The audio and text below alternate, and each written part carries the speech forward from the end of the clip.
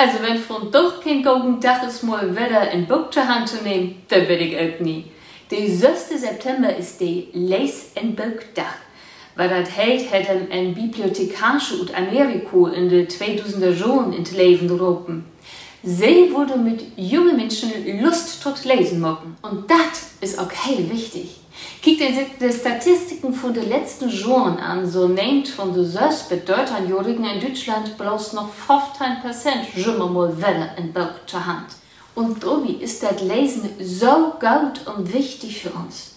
Gute Lesers habt ein besser Gedächtnis, sie nehmt flinker Suppen, Worte, Bilder, Farben und Theken Gauer kennen oder beide vorhersagen, wo eins ein Satz, der in Sicht wiederkommen kann.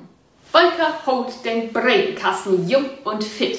Da gibt sogar Studien, die wiest, dass Lesen Alzheimer und Demenz rutzögern oder gar abholen könnt. Bolker reicht uns Fantasie an und sie fordert uns, dass wir über das, was wir just gelesen haben, auch nachdenkt. Bolker bildet uns wieder. Wir könnt meist mit jedem Buch was Neues lernen. Und klar, durch das Lesen wart uns Wortschatz auch größer. Und just darum schütt man auch die Platznackers und all die das noch wahren wird, plattische Bolker lesen.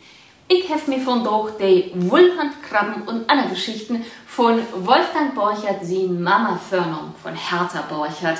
Das lohnt sich wirklich zu lesen. Sie hat in Kirchwarner in Hamburg lebt und wirklich gute Geschichten schreiben. Und wenn je noch mehr ob das Zeug noch plattische Bolker sind, dann fahrt doch mal nach Hamburg in die Niederdeutsche Bibliothek.